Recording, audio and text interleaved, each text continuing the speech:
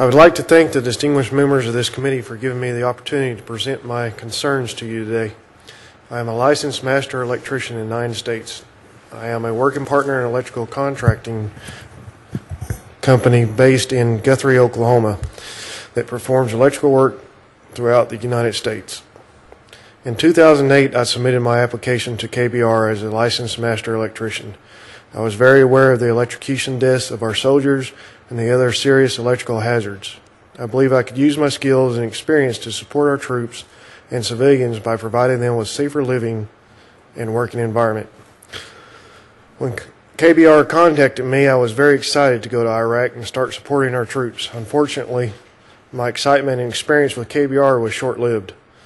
I went to Iraq in February of 2009 and returned home in April of 2009. After experiencing only 2 months of KBR management, culture, and witnessing poor quality work at 3 separate bases, the Al-Assad Air Base, Camp Stryker, and Camp Warrior, I decided that I could no longer be affiliated with KBR. Based on my personal observations at these 3 bases, at least 50% of the buildings KBR worked on are not properly wired. By the time I left, I concluded that KBR was not capable of performing quality legal electrical installations in Iraq. I worried every day that people would be seriously injured or killed by this defective work. I would be happy to return to Iraq to help our troops, but only under different circumstances with a different contractor. When I arrived in Baghdad, I was initially satisfied with the week-long training program KBR sponsored for incoming electricians. The test given by KBR at the end of the training should have been used to determine who needed more training, but trainees were allowed to use their notes from the class to take the test so no one failed. KBR could have spent more time performing assessments to make sure that everyone understood the principles of the class before sending them out into the field. I would estimate approximately 50% of KBR electricians in Iraq do not understand the basic principles of bonding and grounding. These individuals would not have been hired in the United States to perform such work. Unfortunately, those KBR electricians who are most qualified are not in positions of authority to properly manage KBR electrical installations. The superintendent for the electrical department at Camp Warrior, for example, is a foreign national who has no understanding of either the National Electric Code, NEC, or the British standards. The second in charge was also a foreign national with no formal electrical training at all.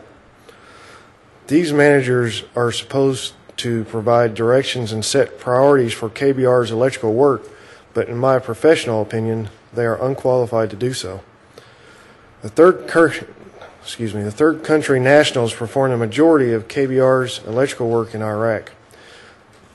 Most have absolutely no knowledge of the National Electrical Code or British standards. The quality of their work reflects that. Much of this work is not thoroughly inspected by licensed electricians. I personally refused to sign off on work that performed because I knew it was not up to code. This brings me to another huge issue with KBR. Any refusal to sign off electrical paperwork is frowned upon by the KBR management. At Al-Assad Air Base, I was asked to sign off on paperwork that was incomplete. The person who had performed the initial work had not completed all the steps necessary to ensure safe operation and installation. The electrician did not review the loop impedance by testing the entire circuit to ensure that there was no fault in the grounding or reverse polarity. My KBR manager assured me that the work would be completed at a later date. I did not believe them and I did not sign it. If an electrician did actually go back and finish the work at a later date, the company would have been able to charge the DoD, Department of Defense, again for the work that should have been already done during the initial testing and inspection. Plus, the DoD would be getting reports showing completed inspections, so DoD would believe the buildings are safe. Talking with electricians from other sites, this has become a common practice for KBR. Those who are hired by KBR for the electrical department are not being placed in appropriate positions suitable to their skill level. To cite one example, a television repairman was operating an electrical truck.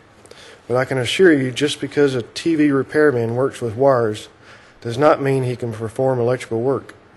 There are many different classifications of journeyman electricians. A licensed telephone installer is not equivalent of a journeyman electrician. Another reason KBR's work is failing to meet NEC is because the company uses material in locations it is not listed for. There are many examples I could give, but one common problem relates to cables and electrical conductors.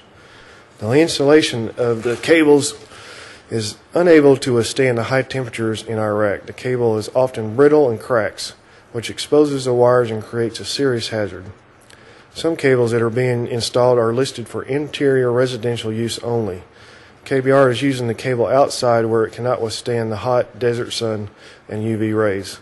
The NEC specifically requires all devices, equipment, and wire to be used for its listed application.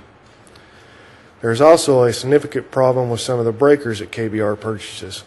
These breakers are counterfeit and do not provide overcurrent protection. Instead, they only contain switches. This is not immediately apparent unless an inspection is performed.